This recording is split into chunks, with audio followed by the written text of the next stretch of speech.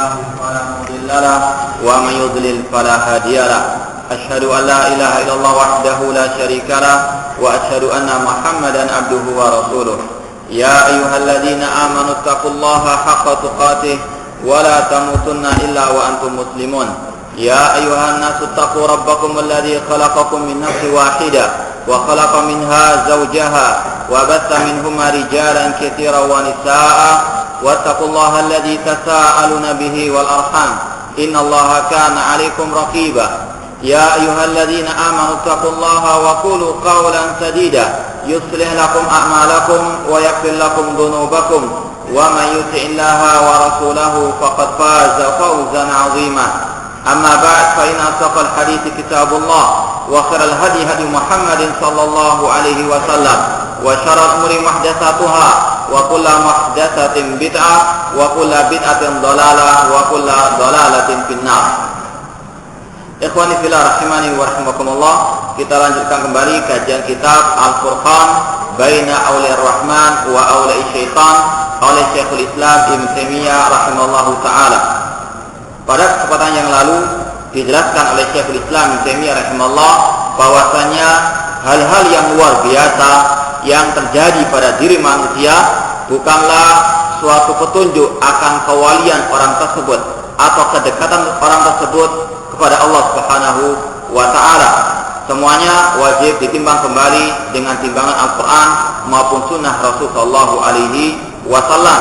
Karena memang terkadang hal-hal yang luar biasa tersebut bisa terjadi kepada orang-orang yang kafir, kepada orang-orang musyrik, kepada orang-orang munafikun. Hal ini menunjukkan bahwasanya tidaklah semua yang menunjukkan hal yang luar biasa itu menunjukkan akan kewalian orang tersebut terhadap Allah Subhanahu wa taala. Kemudian beliau mengatakan, dan sudah kita baca kemarin, cuma kita ulangi sekali lagi, misal zalik anna hadil umur al-madhkura wa amsaluha fatujadu fi asfasin wa yakunu ahaduhum la yatawadda. Terkadang contoh-contoh yang telah berlalu seperti orang tersebut bisa terbang di atas udara, bisa berjalan di atas air misalnya, atau tidak mempan ditembus oleh peluru misalnya. Terkadang hal tersebut terjadi pada sebagian orang-orang yang mereka tidak pernah wudhu sama sekali. Artinya mereka jauh daripada ibadah kepada Allah, dari wudhu, dari salat, wala yusalli shalawatil maktubah. Terkadang orang-orang tersebut tidak pernah melaksanakan salat-salat yang 5 waktu yang diwajibkan oleh Allah Subhanahu wa taala. Bal yakunu mulabisan linajasat. Dan terkadang orang tersebut sangat senang untuk tinggal di tempat-tempat yang najis, yang kotor, mu'asyralil kilab, dan dekat dengan anjing-anjing mereka, ya'wi ilal hamamat wal qamami wal maqabir wal mazabir. Mereka terkadang bertapa, bersemedi di kamar mandi, atau di pekuburan-pekuburan keramat, atau di pesarian-pesarian, ataupun di tempat-tempat sampah. Raihatu khabisa, bau mereka sangat busuk. La yatatahhar at-taharata syar'iyyah, dia juga tidak pernah bertaharah, bersuci dengan cara yang syar'i. Wala yatawadda, demikian pula tidaklah dia membersihkan dirinya. Bagaimana orang seperti ini dinamakan sebagai wali Allah meskipun dia bisa menunjukkan hal-hal yang luar biasa yang di luar kemampuan manusia. Namun jika amal perbuatannya seperti ini, maka sungguh sangat jauh dia dari disebut sebagai wali Allah Subhanahu wa taala, bahkan sebaliknya dia adalah wali asy-syaitan. Wa qala Nabi sallallahu, dan Nabi sallallahu telah bersabda, la tadkhulul malaikatu baitan fi kalbun wala junubun. Dalam sebuah hadis disebutkan, tidaklah malaikat akan masuk ke dalam sebuah rumah yang di dalamnya ada anjing atau ada seseorang yang tidak bersuci dari junubnya atau dari janabatnya. Meskipun hadis ini dhaif namun dhaifnya dikarenakan lafaz wala junub yaitu tentang masalah mereka tidak masuk ke rumah yang di dalamnya ada orang yang belum mandi janabat. Lafaz ini dhaif, lemah. Namun lafaz yang lain yaitu la tadkhul malaikatu baitan fihi suratun wala kalbun, ini hadisnya riwayat Bukhari dan juga selainnya. Artinya mereka tidak masuk ke dalam rumah yang di dalamnya ada anjing atau ada gambar-gambar makhluk hidup seperti manusia, gambar binatang yang memiliki roh, malaikat tidak akan masuk di dalamnya. Meskipun gambar tersebut, foto tersebut adalah foto-foto para wali, malaikat tidak akan masuk ke dalam rumah yang di dalamnya ada gambar atau foto manusia yang bernyawa atau makhluk yang bernyawa ataupun hewan. Ini penjelasan dari Rasulullah SAW yang banyak tidak dipahami oleh sebagian kaum muslimin. Padahal ini adalah suatu hal yang sangat berkaitan erat dengan kebahagiaan keluarga atau rumah tangga. Kalau malaikat, yang disebut malaikat di sini kalau para ulama, yaitu malaikat-malaikat yang membawa barokah, yang membawa rahmat. Bukan semua malaikat. Terkadang orang salah memahami. Oh, kalau begitu, berarti malaikat pencatat amal perbuatan tidak masuk ke rumah. Maka dari itu berbuat maksiat seenaknya di rumah tidak. Malaikat pencatat amal perbuatan manusia bisa masuk. Demikian pula malakul maut, malaikat pencabut nyawa bisa masuk. Yang tidak masuk adalah malaikat-malaikat yang membawa rahmat dan barakah di rumah tersebut. Tidak akan masuk rumah yang di dalamnya ada anjing atau ada gambar-gambar makhluk hidup atau yang bernyawa. Rasul mengatakan la tadkhulul malaikatu baitan fi suratun wala kalbun. Demikian pula foto-foto para wali misalnya, ini dilarang oleh Nabi Sallallahu Alaihi Wasallam. Bukan kita yang melarang, Nabi SAW mengatakan mereka tidak masuk rumah yang di dalamnya ada gambar-gambar makhluk hidup tersebut. Bahkan sangat disayangkan sekali sebagian kaum muslimin bukan malah sekedar memajang saja, namun memiliki keyakinan-keyakinan bahwasanya foto-foto wali tersebut bisa menolak bala. Naudzubillah min dzalik, syirik kepada Allah Subhanahu Wa Taala. Dan inilah yang terjadi sejak zamannya Nabi Nuh alaihi salam, ketika 5 wali yang telah meninggal dunia. Pertama kali syaitan membisikkan kepada manusia pada waktu itu untuk mereka memasang patung-patung mereka, gambar-gambar mereka untuk mengenang jasa-jasa mereka. Walam tu'bad, meskipun tidak diibadai pada waktu itu, kemudian setelah generasi berikutnya mereka pun beribadah kepada wali-wali yang telah meninggal dunia tersebut. Dan itulah awal kesyirikan, awal mulanya dari gambar-gambar wali-wali tersebut. Oleh karena itulah Rasulullah SAW melarang dengan sekeras-kerasnya tentang masalah gambar para wali-wali atau gambar apapun juga dari manusia, yang mana hal tersebut mendatangkan tertolaknya malaikat yang membawa barakah atau membawa rahmat dari Allah Subhanahu wa Ta'ala. Kalau malaikat tidak masuk, maka setan yang akan masuk, yang akan merusak rumah tangga, yang akan merusak keluarga tersebut. Oleh karena itulah seorang muslim wajib untuk betul-betul berhukum dengan hukum Allah. Inilah hukumnya Allah, yaitu melarang gambar-gambar yang ada di rumah tersebut. Meskipun gambar seorang mujahid, meskipun seorang gambar yang dikatakan syahid, diharamkan oleh Allah dan Rasulnya Sallallahu Alaihi Wasallam. Ini adalah sabda Rasulullah yang mana Rasulullah SAW la yantiqu anil hawa in huwa illa wahyu yuha. Kalau malaikat tidak masuk ke dalam rumah yang ada anjingnya, maka bagaimana seorang yang dikatakan wali memelihara anjing di rumahnya dan bahkan tidur dengan anjing tersebut? Maka ini sebuah tanda bahwa dia bukanlah wali Allah Subhanahu wa Ta'ala. Wa qala an hadil asliyah, demikian pula Rasul pernah bersabda tentang tempat-tempat yang kotor seperti kamar mandi atau toilet dan sebagainya. Rasul bersabda, inna hadina hususha muhtadaratun, sesungguhnya tempat-tempat kotor ini itu didatangi oleh para asyaitan, ai tahdurha asyayatin. Oleh karena itulah seorang muslim jangan terlalu betah di kamar mandi atau di tempat-tempat yang kotor tersebut, karena setan pasti ada di dalamnya. Dan inilah yang menunjukkan bahwasanya kalau itu sudah senang nyepi di kamar mandi atau sudah sering untuk dia berkhalwat di tempat-tempat kotor tersebut, maka perlu ditanda tanyai ada apa dengan orang tersebut. Bisa jadi dia adalah temannya asyaitan. Seorang muslim kalau mau masuk kamar mandi berdoa, Allahumma inni a'udzubika minal khubuthi wal khaba'ith. Berdoa jangan sampai dia diganggu oleh syaitan yang ada di tempat tersebut. Bagaimana seorang muslim senang untuk tinggal di tempat-tempat tersebut. Kemudian Nabi SAW bersabda, wa qala man akala min hataini syajarataini al-khabisatain fala yaqrabanna masjidana fa innal malaikata tata'azza mimma yata'azza minhu banu adama. Rasul bersabda, barang siapa yang memakan dari 2 pohon ini yang busuk ini, yang dimaksud kata para ulama yaitu pohon atau bawang putih atau bawang merah. Barang siapa yang makan dari 2 pohon ini, yaitu bawang merah atau bawang putih, maka jangan dia mendekati masjid kami, jangan masuk ke masjid kami, karena malaikat akan tersakiti, akan terganggu, ya, sebagaimana Banu Adam manusia terganggu dengan bau bawang merah atau bawang putih tersebut. Jika dia makannya pasti ada bau yang membekas di mulutnya. Malaikat terganggu dengan bau tersebut. Kalau bau bawang merah, bau bawang putih yang asalnya adalah halal, itu dilarang untuk orang itu masuk ke dalam masjid. Apalagi kata para ulama bau rokok, maka lebih untuk ditekankan tidak masuk ke dalam masjid-masjid kaum muslimin.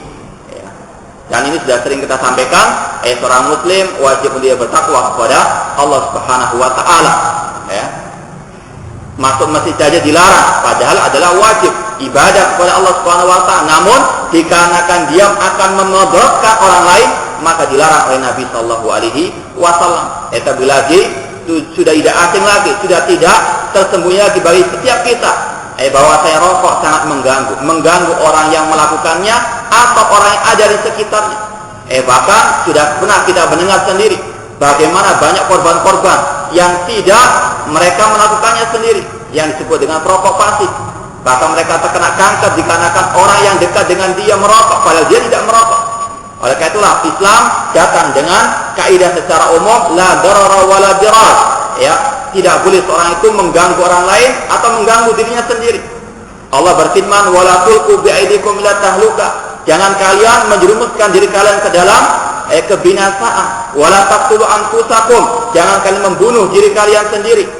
Dan kita bisa menyaksikan sendiri bagaimana pabrik yang memproduksi rokok tersebut telah bersaksi atas diri mereka sendiri bahwa rokok tersebut mendatangkan banyak kerugian, penyakit kanker dan lain seterusnya.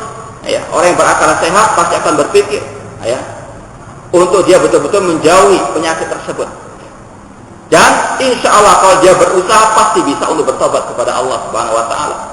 Jangankan merokok, minum khamr. Para sahabat Rasul SAW, mereka adalah pecandu khamr. Mereka dahulunya adalah orang suka minum khamr. Mereka merupakan adat kebiasaan mereka. Namun ketika datang perintah Allah untuk menjauhkan diri dari khamr, kalau ada iman dan takwa pasti bisa. Alladzina jahadu fina lanahdiyannahum subulana. Orang yang bersungguh-sungguh mencari jalan kami akan tunjukkan jalan-jalan kami. Itu janji Allah. Kalau betul niatnya ini bertobat pasti bisa. Meskipun pahit rasanya, namun inilah balasannya surga Allah Subhanahu wa taala. Huffatil jannatu bil makarih. Surga dihiasi dengan hal-hal yang tidak enak, yang pahit. Namun semuanya akan menuju kepada surga Allah Subhanahu wa taala. Sekali lagi Rasulullah SAW melarang seorang yang telah makan bawang putih atau bawang merah dan masih ada bau di mulutnya untuk mendekati masjid karena akan mengganggu mereka dan juga mengganggu manusia yang lainnya. Lebih parah lagi kata para ulama, bau rokok, bau bawang mungkin di mulut saja, namun bau rokok semua, ujung rambut sampai ujung kakinya bau rokok semuanya. Ini adalah suatu hal yang tidak tersembunyi lagi bagi kita. Maka seorang muslim wajib bertakwa kepada Allah Subhanahu wa taala. Terlebih lagi seorang muslim pada hari kiamat nanti akan ditanya oleh Allah Subhanahu wa taala tentang 5 hal. Di antaranya tentang hartanya, min aina iktasaba wa fima anfaqahu. Dari mana dia mengambil harta tersebut dan untuk apa harta tersebut? Akan ditanya, terutama untuk membeli rokok akan ditanya oleh Allah Subhanahu wa taala. La tus'aluna yauma idin 'anin na'im. Sungguh kalian akan ditanya tentang nikmat yang Allah berikan kepada kalian. Seorang yang membakar uang misalnya, orang lain akan mengatakan orang tersebut tidak atau kurang sehat akalnya. Dan tiap hari orang membuang hartanya dengan membakarnya. Inna la tubazzir tabdzira innal mubadzirina kanu ikhwana syayatin. Janganlah kalian berbuat tabdzir, memboroskan uang, menyia-nyiakan harta kalian. Sesungguhnya orang memboroskan atau yang menyia-nyiakan hartanya adalah saudaranya syaitan.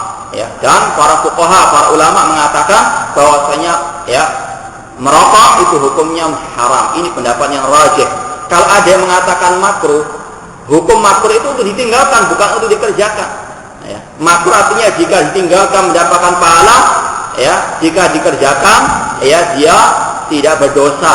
Namun untuk ditinggalkan, meskipun sebetulnya kalau ada kata-kata makruh dalam kalimat ulama-ulama salaf, arti makruh itu adalah yang dibenci yang juga bisa berarti haram. Sebagaimana Allah berfirman ketika menceritakan tentang masalah zina haram, membunuh anak sendiri haram. Kemudian Allah berfirman, inna dzalika kana sayyi'u 'inda rabbika kana makruha. Sesungguhnya kejelekan-kejelekan semua itu di sisi Rabbmu adalah makruh. Zina makruh hukumnya. Namun makruh dalam istilah Al-Quran, makruh dalam istilah ulama salaf terdahulu adalah al-haram. Ya, meskipun kita mengatakan itu makruh, namun makruh itu hukumnya untuk ditinggalkan, bukan malah dikerjakan. Inilah kebalikan keadaan kaum muslimin, yang sunnah ditinggalkan, sunnah saya tinggalkan, makruh dikerjakan. Padahal yang sunnah itu dianjurkan untuk dikerjakan, yang makruh dianjurkan untuk ditinggalkan. Namun sebaliknya, yang sunnah ditinggalkan, yang makruh dikerjakan. Ya. Kalau kita mengatakan itu makruh, makruh itu artinya ditinggalkan, dibenci oleh Allah dan Rasulnya Shallallahu Alaihi Wasallam. Kalau ada seorang yang merokok kemudian dikatakan wali, itu bukan wali Allah Subhanahu Wa Taala. Wali Allah tidak merokok.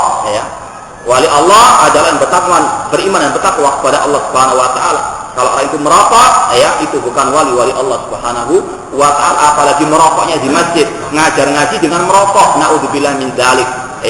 Naudzubillah min dzalik. Apalagi bisa dikatakan wali Allah. Jauh sekali dari gelar wali Allah Subhanahu Wa Ta'ala. Mengganggu para malaikat yang ada di masjid, mengganggu manusia, kemudian mengajarkan kepada murid-muridnya untuk merokok. Naudzubillah min dzalik. Man da'a ila dhalalah kana alaihi wizruha wa wizru man amila biha la yanqusu min awzarihim syai'a. Barang siapa yang menyuruh kepada kesesatan, maka baginya dosanya dan dosa yang mengikutinya sampai hari kiamat kelak, dan tidak mengurangi dosa para pengikutnya. Kemudian Nabi SAW bersabda, innallaha thayyibun la yaqbalu illa thayyiban. Sesungguhnya Allah itu baik, tidak menerima kecuali yang baik. Inilah Islam. Islam mengajarkan kebaikan, Islam mengajarkan kesucian, mengajarkan kebersihan atau hurusatul iman. Nabi bersabda, sesungguhnya bersuci atau membersihkan diri merupakan bagian dari keimanan. Kemudian disebutkan di sini hadis yang dhaif, hadis yang lemah. Innallaha nadhifun yuhibbun nadhafa. Sesungguhnya Allah itu bersih, suka dengan kebersihan. Ini hadisnya lemah. Namun, bukan berarti Islam tidak menganjurkan untuk kebersihan, tidak. Justru Islam menganjurkan kebersihan dengan ayat-ayat Al-Quran dan juga dengan hadis-hadis yang lain. Allah berfirman misalnya, Innallaha yuhibbut tawwabina wa yuhibbul mutatahhirin. Sesungguhnya Allah cinta kepada yang bertobat dan cinta kepada orang yang mensucikan dirinya, suci batin ataupun lahir dan batin. Demikian pula dalam hadis yang sudah kita bacakan tadi, at-tahuru syatrul iman. Membersihkan diri, bersuci itu bagian daripada al-iman. Adapun hadis yang sering ditempelkan di masjid-masjid, an-nadhafatu minal iman, kata para ulama, ini bukan hadis Rasul sallallahu alaihi wasallam. Meskipun maknanya benar, namun ini bukan hadisnya Rasul, tidak boleh dipakai. Karena Rasul bersabda, man kadzaba alayya muta'ammidan falyatabawa maq'adahu minan nar. Barang siapa yang berdusta atas namaku. Rasul tidak mengatakan seperti itu, namun orang mengatakan itu sabdanya Rasul. Maka Rasul mengancam, maka siapkanlah tempat tinggalnya, tempat duduknya di dalam api neraka. Kata Abdullah bin Mubarak rahimahullah, fi sahihi ghunyatun anid dhaif. Di dalam hadis yang sahih itu sudah ada kecukupan daripada hadis yang dhaif. Sudah ada hadis yang sahih, kenapa kita pakai yang dhaif? Ini sekali lagi Syekhul Islam Taimiyah rahimahullah yang mendatangkan hadis ini, mungkin beliau memiliki udzur, yaitu bahwasanya hadis itu beliau beristihad itu adalah sahih, namun para ulama setelah beliau mendatangkan dalil bukti bahwasanya hadis itu lemah, maka kita mengikuti para ulama setelah beliau yang mungkin wafaqahu lidhi min alim, di atas orang yang berilmu itu ada yang berilmu lagi. Kemudian waqala khamsun minal fawasiqi yuqtalna fil hilli wal haram. Rasul bersabda, 5 binatang perusak yang disyariatkan untuk dibunuh, entah di tempat al-hilli atau al-haram. Terutama di kota Mekah misalnya, kota Mekah atau tanah kota Mekah itu dibagi menjadi 2 dalam syariat Islam, tanah haram dan tanah al-hil. Tanah selain haram adalah tanah al-hil. Semua ini sudah ditentukan oleh Rasul SAW. Demikian pula di kota Madinah. Rasul mengatakan al-Madinatu haramun bainal iri was sawh. Kota Madinah itu diharamkan. Ada tanah haramnya antara gunung Saur dan gunung Al-Ir. Antara 2 gunung ini, tempat-tempat sekitarnya itu tanah haram namanya. Dan diharamkan orang itu membunuh binatang yang ada. Tidak boleh berburu di sana, tidak boleh memotong tumbuh-tumbuhan yang tumbuh dengan sendirian di sana. Ada hukum-hukum khusus di tanah al-haram. ya. Namun ada 5 binatang yang boleh dibunuh meskipun itu di tanah haram, karena dia adalah binatang-binatang perusak. Apa itu? Al-hayyatu, ular, wal fa'ratu, tikus, wal ghurab, gagak atau burung gagak, wal hida'atu, yang keempat adalah burung atau semacam burung elang, wal kalbul akur, dan anjing-anjing liar atau anjing-anjing yang buas. Ini 5 binatang yang dibolehkan dibunuh entah di tanah haram atau di tanah al-hil. Hadis ini diriwayatkan oleh Imam Al-Bukhari dan selainnya. Wa fi riwayat al-hayyatu wal aqrab, di dalam riwayat lain ular dan al-aqrab, kalajengking. Ya, jadi ini binatang-binatang yang dibolehkan untuk dibunuh. Intinya apa? Di sini Syekhul Islam Taimiyah rahimahullah ini mendatangkan bahwasanya tidak mungkin namanya wali Allah itu memelihara anjing di rumahnya, atau bahkan auzubillahi min dzalik selalu berteman dengan anjing, apalagi anjing-anjing yang liar. Ya, ini adalah anjing yang disyariatkan untuk dibunuh oleh Rasulullah SAW. Disebutkan dalam riwayat Muslim, wa amara shalawatullahi wa salamu alaihi bi qatlil kilab. Nabi SAW pernah memerintahkan kepada para sahabat untuk membunuh anjing-anjing. Bahkan disebutkan oleh Abdullah bin Umar, kalau kita lihat dalam Sahih Bukhari, Sahih Muslim, disebutkan di situ banyak riwayat-riwayat bahwasanya para sahabat dahulu ketika turun perintah ini, mereka langsung keliling kota Madinah sampai ke ujung kota Madinah, mereka membunuh anjing-anjing yang ada di kota Al-Madinah tersebut. Bahkan diriwayatkan bahwasanya ketika ada seorang perempuan Badui yang turun ke kota Madinah dengan membawa anjingnya, dibunuh oleh para sahabat, di antaranya Abdullah bin Umar radhiyallahu taala anhu. Akan tetapi disebutkan oleh Rasul SAW, Rasul bersabda, ma baluhum wa balul kilab. Ya, mengapa mereka memperlakukan seperti itu dengan anjing-anjing tersebut? Artinya mengapa mereka tidak membiarkan anjing tersebut? Kata para ulama bahwasanya pertama kali Rasul memerintahkan untuk membunuh semua anjing. Kemudian Rasulullah SAW menghapus hukum tersebut dan melarang untuk membunuh anjing kecuali anjing-anjing al-kalbul akur, anjing-anjing liar atau yang buas, atau al-kalbul aswad al-bahim, atau anjing yang hitam kelang, itu yang dibolehkan untuk dibunuh. Intinya kata ulama, dahulunya Rasul memerintahkan untuk membunuh semua anjing, kemudian melarang untuk membunuhnya kecuali 2 bentuk anjing, yaitu anjing al-akur, anjing yang liar atau yang buas. Ya, kemudian yang kedua yaitu al-kalbul aswad al-bahim, anjing yang hitam kelang, karena Rasul mengatakan fa innahu syaitan, karena itu adalah asyaitan. Ini 2 anjing yang dianjurkan dan dibolehkan untuk dibunuh. Kita bacakan di sini riwayatnya. Dalam riwayat Muslim, Rasul SAW pernah memerintahkan untuk membunuh anjing. Kemudian Rasul bersabda lagi, mengapa mereka memperlakukan anjing seperti itu? Kemudian rakhasa fi kalbis saidi wa kalbil ghanami wa fi riwayah kalbiz zara. Kemudian Rasulullah SAW memperbolehkan orang itu memelihara anjing untuk perburuan atau anjing untuk pengembalaan, artinya untuk mengembala kambing atau yang lainnya. Dan dalam riwayat lain disebutkan kalbuz zara, ya, anjing untuk menjaga persawahan. Dan para ulama dari 3 bentuk anjing di sini mengkiaskan juga dengan anjing yang menjaga rumah, namun di luar rumah, bukan di dalam rumah. Kata ulama dibolehkan kalau memang itu ada kebutuhannya. Kita baca di sini ucapan Imam Nawawi dalam Syarah Sahih Muslim tentang hukum memelihara anjing. Fahada nahyun an iktinaiha. Hadis yang kita baca tadi dalam riwayat Muslim itu merupakan larangan untuk memelihara anjing. Wa qad ittafaqa ashabuna wa ghairuhum ala annahu yuhram iktina'ul kalbi li ghairi hajatin. Sepakat para ulama-ulama di antara sahabat-sahabat kami, kata Imam Nawawi, dan selain mereka untuk mengharamkan memelihara anjing, untuk memiliki anjing, kalau tidak ada kebutuhannya. Mislu an yaktaniya kalban ijaban bi suratihi. Seperti ada seorang yang memelihara anjing karena dia takjub, dengan wajahnya yang ganteng misalnya. Aulil mufakharati bihi, atau untuk berbangga-bangga dengan anjing tersebut. Ini adalah hal yang diharamkan. Fahada haramun bila khilafin. Kata Imam Nawawi, ini suatu hal yang diharamkan tanpa ada perselisihan. Jadi diharamkan memelihara anjing kecuali ada kebutuhan. Contoh tadi untuk mengembala, biar tidak dimakan oleh yang lainnya, atau mungkin untuk menjaga persawahan agar tidak datang maling, atau mungkin menjaga rumah agar tidak datang maling. Meskipun harus tahu di luar, jangan sampai masuk di dalam rumah. Ini dibolehkan oleh para ulama. Adapun untuk seperti tadi memeliharanya, kemudian masuk ke kamarnya, tidur bersamanya, kemudian juga di jalan-jalan dan seterusnya tanpa ada kebutuhan yang darurat, maka diharamkan oleh para ulama. Kemudian waqala sallallahu Nabi sallallahu bersabda, "Maniktana kalban la yughni anhu zar'an wala dar'an naqasa min amalihi kulla yawmin qirat." Barang siapa yang memelihara anjing yang tidak bermanfaat baginya untuk persawahan atau untuk pengembalaan peternakan, maka setiap harinya pahala amal perbuatannya berkurang. Setiap harinya amal perbuat atau pahala amal perbuatannya itu berkurang, kata Nabi SAW. Hadis ini riwayat Bukhari.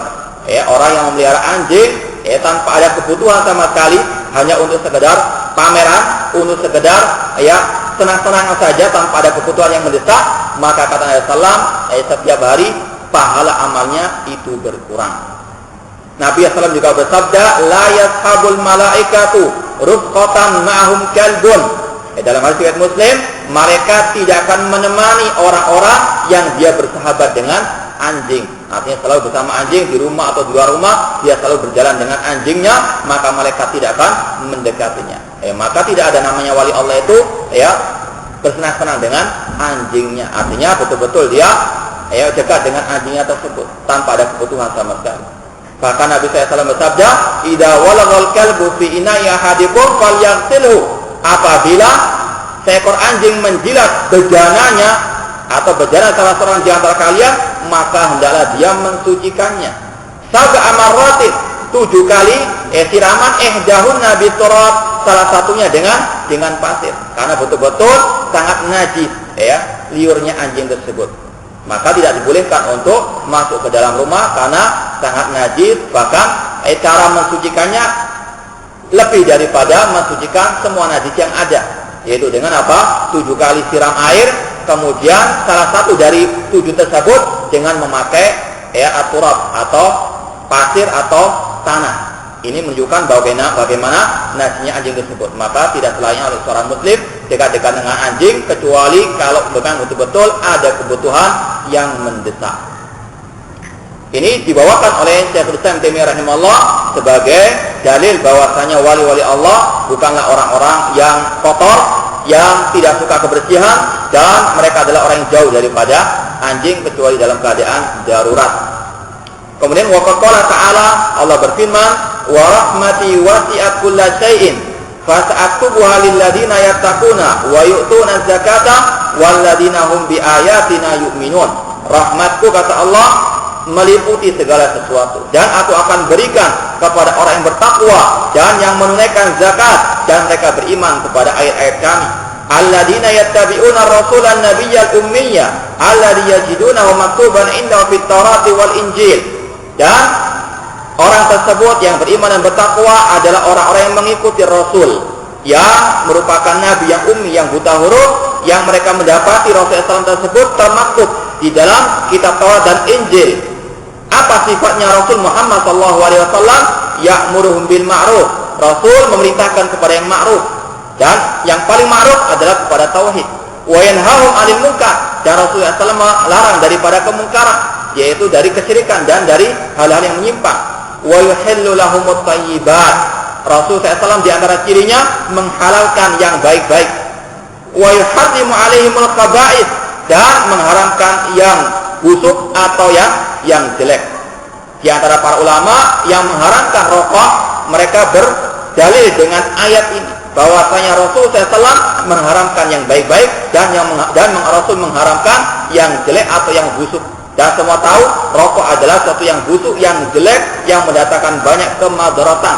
Maka dari itulah rokok termasuk dalam bagian al-khaba'ith, sesuatu yang busuk yang diharamkan oleh Rasul sallallahu alaihi wasallam. Sekali lagi, di antara ulama yang mengharamkan rokok, mereka berdalil dengan ayat ini, wa yuhillu lahumut thayyibat. Cirinya Rasul menghalalkan yang baik-baik, wa yuharrimu 'alaihimul khaba'ith, dan mengharamkan yang busuk-busuk atau yang jelek. Wa yadau anhum isran wal aghlal allati kanat 'alaihim, dan di antara ciri Rasul juga, Rasul sallallahu meringankan beban dari mereka. Falladzina amanu bihi wa azzaruhu wa nasaruhu wattaba'un nural ladzi unzila ma'ahu ulaika humul muflihun. Orang-orang yang beriman kepada Rasul dan menguatkan Rasul SAW, menolong Rasul SAW dan mengikuti cahaya yang diturunkan kepada Rasul SAW, maka mereka lah orang-orang yang muflihun, yang bahagia, yang sukses. Orang yang sukses adalah orang-orang yang mengikuti Rasul SAW, di antaranya tadi menghalalkan yang baik dan mengharamkan yang jelek ataupun yang busuk. Kemudian Syekhul Islam Taimiyah rahimahullah berkata, fa idza kana saqtu mubashiran lin najasat wal khaba'ith allati tuhibbuha syayatin aw ya'wi ila al hamamat wal khusus allati tahduru syayatin aw ya'kul hayati wal aqarib waz zanabir wa adan kilab allati ya khaba'ith wa fawasik aw yashrabul bawl wa nahwahu minan najasat allati tuhibbuha asyayatin aw yad'u ghairallah fa yastaghithu bil makhluqat wa yatawajjah ilaiha aw yasjud ila nahiyati qabri syekh wa la yukhlisu din rabbil alamin wa la aw yulabisul kilab aw niran aw ya'wi ila al mazabil wal mawadi an najisa aw ya'wi ila al maqabir wa la siyama ila maqabil kufar min al yahudi wa nasara al musyrikin aw yaqra al quran wa yanfir an wa yakbir wa yuqaddim alaihi sama al-ghani wal asar wa yu'athir sama amazami syaitan ala sami karamir rahman fa hadhihi alamatu awli'i syaitan la alamati awli'ir rahman. Dikatakan di sini apabila ada seseorang yang dia cirinya selalu suka dengan yang najis atau yang busuk tadi, yang jelek-jelek tadi, yang disukai oleh syaitan, atau dia suka untuk bertapa, bersemedi atau tinggal di kamar mandi atau di tempat-tempat yang kotor yang juga didatangi oleh syaitan, atau dia memakan ular, atau dia memakan kalajengking, atau dia memakan lebah-lebah pemangsa, atau dia memakan telinganya anjing, atau sekarang banyak orang yang memakan ladang monyet dan seterusnya, yang mana merupakan khaba'ith, sesuatu yang busuk, sesuatu yang merusak, atau dia terkadang meminum kencingnya sendiri untuk mendekatkan diri kepada setan-setan mereka. Ini diantara jalan-jalan menuju kepada derajat paranormal, derajat menuju kepada orang pintar kata orang sekarang, atau kepada perdukunan. Tidak ada orang yang bisa sampai kepada derajat paranormal atau ke derajat tukang sihir, tukang santet atau tukang-tukang dukun tersebut kecuali kufur kepada Allah Subhanahu wa ta'ala dengan berbagai macam cara yang dibisikkan oleh setan-setan jin-jin mereka. Ini adalah suatu hal yang bukan merupakan rahasia umum, rahasia pribadi, namun suatu hal yang sudah dikenal secara umum. Tidak ada seorang yang bisa menjadi dukun atau orang yang pintar kata manusia atau paranormal kecuali dengan dia betul-betul dia jauh daripada tauhid, betul-betul dia harus kafir, kufur atau musyrik kepada Allah Subhanahu wa ta'ala. Meminum kancingnya sendiri, atau dekat dengan hal-hal yang najis yang dicintai oleh syaitan, atau dia berdoa kepada selain Allah, beristighatsah kepada jin-jin, wa yatawajjah ilaiha, atau dia menyerahkan ibadahnya kepada jin-jin tersebut, au yasud ila nahiyati qabri syekh, atau dia setiap malam Jumat misalnya mendatangi kuburan syekh atau kuburan wali fulan, meminta-minta kepada wali-wali tersebut yang telah meninggal dunia, artinya berbuat syirik kepada Allah Subhanahu wa ta'ala. Berapa banyak orang-orang seperti itu yang mereka sukses, jadi apa? Jadi dukun, sukses untuk kafir, sukses untuk musyrik, dan sukses untuk diancam kekal dalam api neraka. Na'udzubillah min dzalik. Dan dia tidak mengikhlaskan agama untuk Allah Subhanahu wa ta'ala. Dan dari kita ceritakan bagaimana dukun-dukun tersebut menghinakan Al-Qur'an. Orang kafir masih kalah penghinaan mereka kepada Al-Qur'an dari orang-orang tukang-tukang dukun tersebut. Kalau ada orang-orang kafir menghina Al-Qur'an, mungkin mereka sekedar merobek Al-Qur'an atau melempar Al-Qur'an. Namun tukang dukun tersebut, mereka mengencingi Al-Qur'an, naudzubillah min dzalik, atau menulis Al-Qur'an dengan darah haid, atau mereka masuk kamar mandi dengan beralaskan Al-Qur'an di kakinya. Dan ini banyak cerita-cerita seperti itu, dan itu kenyataan yang ada. Ini adalah kekufuran para dukun-dukun tersebut, yang mereka adalah hakikatnya musyrikun. Mereka adalah orang-orang yang kufur kepada Allah Subhanahu wa ta'ala. Au yulabisul kilab, atau orang tersebut suka dengan anjing, au niran, atau dengan api, au ya'wi ilal mazabir, bertempat tinggal di tempat sampah, wal mawadi' najisa. Seperti yang sudah kita ceritakan, bahwasanya negara Saudi, alhamdulillah, mereka masih sangat semangat bersungguh-sungguh untuk memerangi perdukunan. banyak dukun-dukun di sana yang ditangkapi, dan banyak juga cerita tentang mereka. Dukun-dukun tersebut diantaranya mereka ketika tinggal di rumah mereka seperti sampah, tumpukan sampah, mereka tinggal di dalamnya. Dan itu ditemukan oleh para pasukan al-amr bil ma'ruf wa nahy anil munkar di negara Saudi. Hafizahullah taala min kulli su'in wa makruh.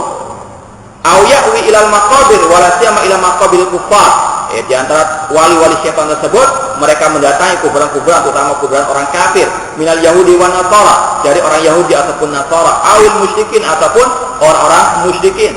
Semakin jinnya kufur, semakin sakti dukun-dukun tersebut. Aw yaqra sama Al-Qur'an, dan dukun-dukun tersebut, mereka sangat benci untuk mendengar Al-Qur'an Karim. Aw yanfiru anhu, atau lari dari mendengarkan Al-Qur'an. Terkadang mereka juga pakai Al-Quran dalam menulis jimat-jimat mereka, namun mereka campuri dengan istighatsah kepada jin-jin mereka. Pernah juga di Saudi Arabia kejadiannya seperti itu. Mereka juga pakai mushaf. Disebutkan dalam hadis, la taj'alu buyutakum maqabir. Jangan kalian jadikan rumah-rumah kalian seperti kuburan. Fa inna syaitan yafiru minal baiti la yuqra fi suratul Baqarah. Karena setan akan lari dari rumah yang di dalamnya dibacakan surat Al-Baqarah. Terkadang dukun itu memakai surat Al-Baqarah juga. Namun setelah ditemukan di sana, mereka juga memakai surat Al-Baqarah, namun mereka hilangkan beberapa ayat Al-Quran dari surat Al-Baqarah tersebut. Intinya tidak lain dan tidak bukan mereka menghinakan Al-Quran. Tidak akan mungkin mereka menjadi dukun kecuali mereka adalah orang yang kufur kepada Al-Quran Al-Karim. Oleh karena itulah Rasul mengatakan, man ataka dinan au arrafan faqaddaqa bima yaqul faqad kafara bima unzila ala Muhammad, rawahu Muslim. Barang siapa yang mendatangi paranormal, tukang dukun atau tukang santet, tukang sihir, dan dia membenarkan apa yang diucapkan, maka dia telah kufur kepada apa yang diturunkan oleh Nabi Muhammad SAW. Orang yang mendatangi, yang percaya kepada dukun, percaya kepada paranormal, itu kafir kepada Al-Quran. Apalagi dukunnya, apalagi paranormalnya. Ini adalah Islam. Islam selalu menyuruhkan kepada tauhid, dan memerangi segala bentuk kesyirikan, di antaranya kesyirikan para dukun dan para norma tersebut. Ayat rasam Al-Quran wa yanfiru anhu wa yuqaddim alaihi samal aghani wal as'ar. Kalau ada orang yang lebih suka kepada mendengarkan musik atau lagu atau syair-syair atau nasid-nasid daripada mendengarkan Al-Quran, wa yu'athir sama amazar syaitan, atau lebih suka untuk mendengarkan alat-alat musik daripada mendengarkan ayat-ayat Al-Quran yang merupakan kalamur Rahman, maka fahadi alamatu awli syaitan. Ini dia tanda-tanda wali-wali syaitan.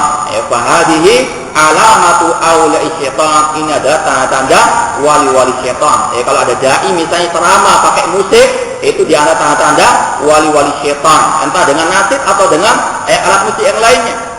La alamati awli ar-Rahman, bukan tanda-tanda wali-wali ar-Rahman, Allah Subhanahu wa ta'ala. Ini ucapannya Syekhul Islam Ibnu Taimiyah rahimahullah, bukan ucapan saya. Kalau mau protes silakan protes kepada Syekhul Islam Ibnu Taimiyah rahimahullah taala. Namun inilah al-haq, wali Allah, sebagaimana Allah berfirman, innamal mu'minuna alladzina idza dzukirallahu wajilat qulubuhum wa idza tuliyat 'alaihim ayatu zadatuhum imana wa 'ala rabbihim yatawakkalun. Ciri wali Allah apabila mereka disebutkan nama Allah, gemetar hati mereka, dan apabila dibacakan ayat Al-Quran bertambah iman mereka, bukan dengan dibacakan syair-syair atau dibacakan nasid-nasid atau dibacakan qasidah-qasidah yang bid'ah ataupun yang syirik, atau dibacakan atau dilakukan musik-musik dan sebagainya. Ini adalah bukan wali-wali Allah. Allah berfirman, ciri orang beriman, ciri wali Allah, yaitu apabila disebut nama Allah gemetar hatinya, dan apabila dibacakan ayat-ayat Allah, mereka bertambah iman mereka, dan mereka bertawakal kepada Allah Subhanahu wa ta'ala. Kemudian qala Ibnu Mas'ud radhiyallahu anhu, Abdullah bin Mas'ud radhiyallahu anhu, seorang sahabat Rasul SAW bersabda, la yas'alu ahadukum an nafsihi illa al-Qur'an. Tidaklah atau tidak layak seseorang di antara kalian bertanya tentang dirinya kecuali Al-Quran. Fa in kana yuhibbul Quran. Kalau orang itu ingin tahu tentang jati dirinya, jangan bertanya tentang apapun dari dirinya kecuali tentang Al-Quran. Apabila dia cinta kepada Al-Quran, fa huwa yuhibbullah, maka dia cinta kepada Allah Subhanahu wa ta'ala. Maka ukur kecintaan kita kepada Al-Quran.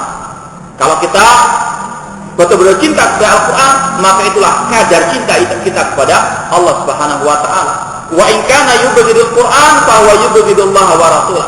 Namun kalau ada orang yang benci kepada Al-Qur'an, maka dia benci kepada Allah dan Rasulnya sallallahu alaihi wasallam. Qala Utsman bin Affan radhiyallahu anhu, "Law taharat qulubuna lamma syabi'at min kalamillahi azza wa jalla." Kata Utsman bin Affan radhiyallahu anhu, kalau hati kita itu suci, kalau hati kita betul-betul itu bersih, maka tidak akan mungkin kita puas membaca Al-Qur'an. Artinya, ya sekali membaca Al-Quran terus akan ingin membaca Al-Quran. Itu kalau hati kita suci, kalau hati tidak betul-betul bersih dari syirik, dari bid'ah, dari kemaksiatan. Maka ukur diri kita dengan Al-Quran Karim.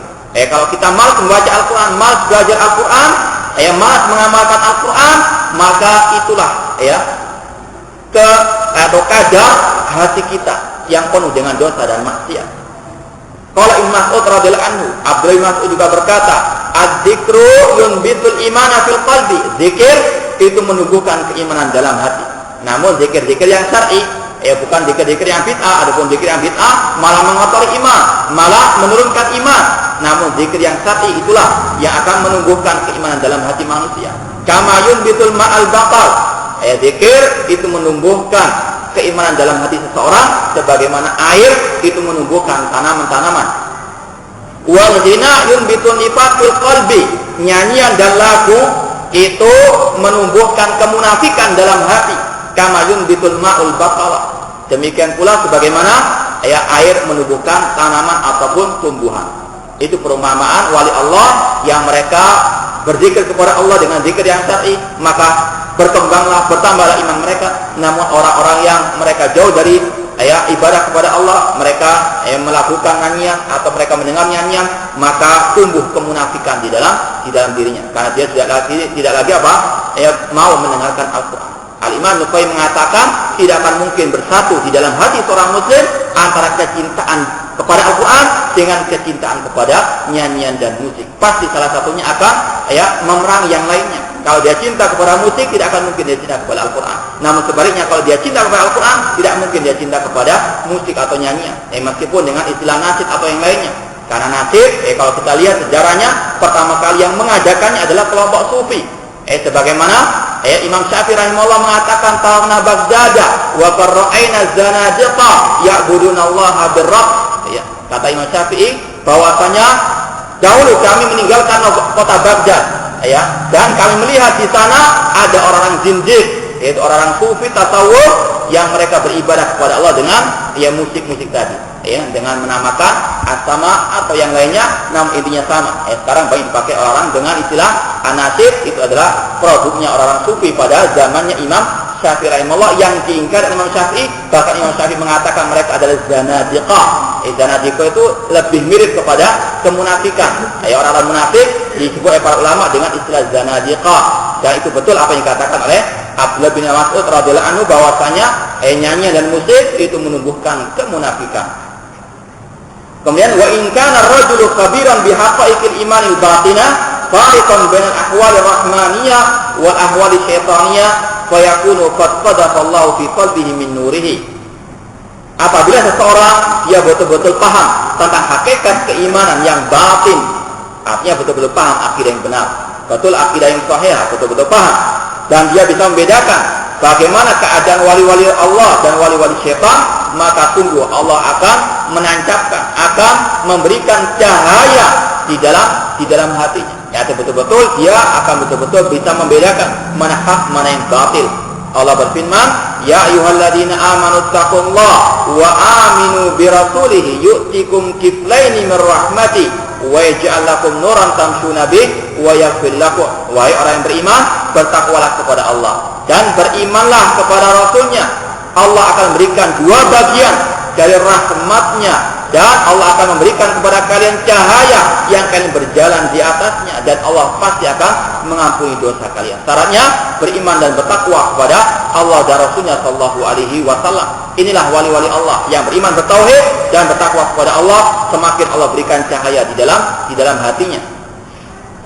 Surat Al-Hadid ayat 28. Demikian pula Allah berfirman, wa kadzalika auhayna ilaika ruham min amrina ma kunta tadri mal iman mal kitab wal iman walakin ja'alnahu nuran nahdi bihi man nasha min ibadina wa innaka la tahdi ila siratim mustaqim. Demikianlah kami wahyukan kepadamu wahai Muhammad ruhan, yaitu Al-Qur'an, min amrina, dari perkara kami. Makun tata dari mal kita wal iman, yang mana dahulu engkau tidak mengetahui apa itu Al-Quran ataupun iman, akan tapi kami memberikannya kepadamu cahaya, dan dengannya lah kami memberikan hidayah kepada hamba-hamba kami yang kami kehendaki, dan sungguh engkau Nabi Muhammad bisa menunjukkan kepada jalan yang lurus. Ya, orang yang mengikuti Nabi Muhammad SAW, maka dia telah mengikuti cahaya Allah Subhanahu wa taala. Fahada minal mu'minin alladzina ja'a fihimul hadits alladzi rawahu Tirmidzi an Abi Sa'id Al-Khudri radhiyallahu anhu ani Nabi sallallahu alaihi wasallam qala ittaqu firasatal mu'min fa innahu yanzuru bi nurillah. Disebutkan dalam hadis riwayat Tirmidzi dari Abu Sa'id Al-Khudri, namun hadis ini dhaif, hadis ini lemah. Dikatakan bahwasanya hati-hatilah terhadap firasatnya orang-orang mukmin karena dia melihat dengan cahaya Allah Subhanahu wa taala. Ini hadisnya lemah, akan tetapi perlu kita yakini pula bahwasanya orang yang beriman yang betul-betul bertakwa kepada Allah Subhanahu wa taala, Allah memberikan cahaya kepadanya. Arti cahaya di sini bukan cahaya seperti yang dimaksud orang sufi, nurun ala nur, bahwasanya Nabi Muhammad diciptakan dari nur, dari cahaya, bukan itu maksudnya.